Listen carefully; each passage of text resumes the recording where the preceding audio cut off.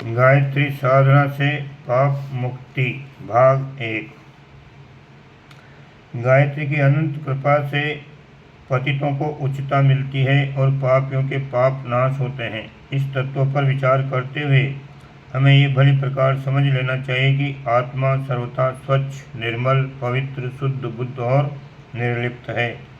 श्वेत कांच या पारदर्शी पात्र में किसी रंग का पानी भर दिया जाए तो उसी रंग का दिखने लगेगा। साधारणतः उसे उसी रंग का पात्र कहा जाएगा। इतने पर भी पात्र का मूल सर्वथा रंग रहित ही रहता है। एक रंग का पानी भर दिया जाए तो फिर इस परिवर्तन के साथ ही पात्र दूसरे रंग का दिखाई देने लगेगा। मनुष्य की यही स्थिति है। आत्मा स्वभावतः निर्विकार है, पर उसमें जिस प्रकार के गुण कर्म स्वभाव भर जाते हैं वो उसी प्रकार का दिखाई देने लगता है। गीता में कहा है कि विद्या विनय संपन्न ब्राह्मण, गो, हाथी, कुत्ता तथा चांडाल आदि को जो समत्व बुद्धि से देखता है वही पंडित है।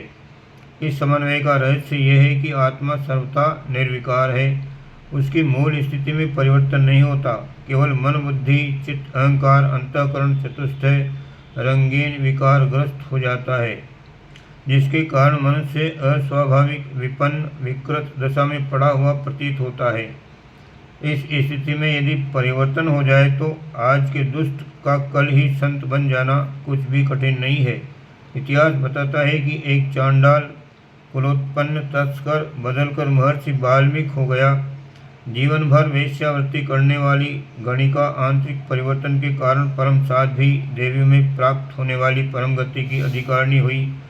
कसाई का पैसा करते हुए जिंदगी गुजार देने वाले अजामिल और सदन परम भागवत भक्त कहलाए। इस प्रकार अनेकों नीच काम करने वाले उच्चता को प्राप्त हुए हैं और हीन कुल उत्पन्न को उच्च वर्ग की प्रतिष्ठा मिली है। हरिदास चमार, कबीर जुलाहे, रामानुज शूद्र, षटकोपाचार्य खटीक, तिरुवल्लुवर अंत्यज वर्ण के थे, पर उनकी स्थिति अनेकों ब्राह्मणों से कहीं ऊंची थी। विश्वामित्र क्षत्रिय से ब्राह्मण बन गए थे। जहाँ पतित स्थान से ऊपर चढ़ने के उदाहरणों से इतिहास भरा पड़ा है, वहाँ उच्च स्थिति के लोगों के पतित होने के भी उदाहरण कम नहीं है। पुलस्त्य के उत्तम ब्रह्मकुल में उत्पन्न हुआ चारों वेदों का महापंडित रावण मनुष्यता से भी पतित होकर राक्षस कहलाया। खोटा अन्न खाने से द्रोण और भीष्म जैसे ज्ञानी पुरुष अन्यायी कौरों के समर्थक हो गए।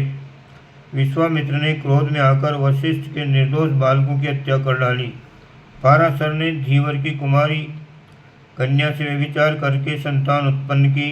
विश्वामित्र ने वेश्या पर आसक्त होकर उसे लंबे समय तक अपने पास रखा। चंद्रमा जैसा देवता गुरु माता के साथ कुमारगामी बना। देवताओं के राजा इंद्र को व्यभिचार के कारण शाप का भाजन होना पड़ा। ब्रह्मा अपनी पुत्री पर ही मोहित हो गए।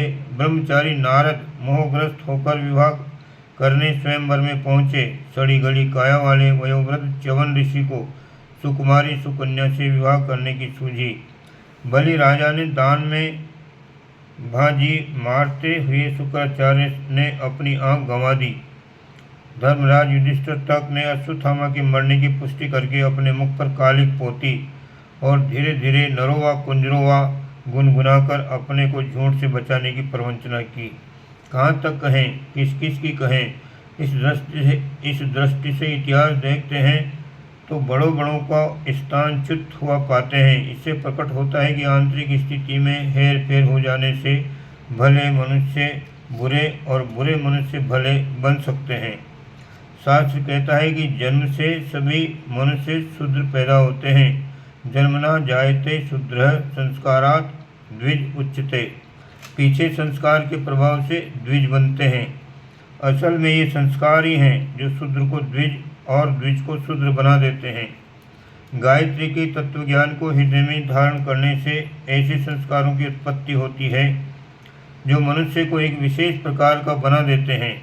उस पात्र में भरा हुआ पहला लाल रंग निवृत्त हो जाता है और उसके स्थान पर नील वर्ण परिलक्षित होने लगता है। पापों का नाश आत्म तेज की प्रचंडता से होता है। ये तेजी जितनी अधिक होती है उतना ही संस्कार का कार्य शीघ्र और अधिक परिणाम में होता है। बिना धार की लोहे की छड़ से वह कार्य नहीं हो सकता जो तीक्ष्ण तलवार से होता है। ये तेजी किस प्रकार आए, इसका उपाय तपाना और रगड़ना है। लोहे को आग में तपाकर उसमें धार बनाई जाती है और पत्थर पर रगड़कर उसे तेज किया जाता है। तब वह तलवार दुश्मन की सेना का सफाया करने योग्य होती है। हमें भी अपनी आत्मशक्ति तेज करने के लिए इसी तपाने घिसने वाली प्रणाली को अपनाना पड़ता है। इसे आध्यात्मिक भाषा में तप या प्रायश्चित नाम से पुकारते हैं। अपराधों की निवृत्ति के लिए हर जगह दंड का विधान काम में लाया जाता है। बच्चे ने गड़बड़ी की कि माता की डांट डपट पड़ी, शिष्य ने प्रमाद किया कि गुरु ने छड़ी संभाली, सामाजिक नियमों को भंग किया कि पंचायत ने दंड दिया, कानून का उल्लंघन हुआ कि जुर्माना, जेल, काला पानी या फांसी तैयार है। ईश्वर दैहिक भौतिक दुख देकर पापों का दंड देता है। दंड विधान प्रतिशोध या प्रतिहिंसा मात्र नहीं है। खून का बदला खून की जंगली प्रथा के कारण नहीं, दंड विधान का निर्माण उच्च आध्यात्मिक विज्ञान के आधार पर किया गया है।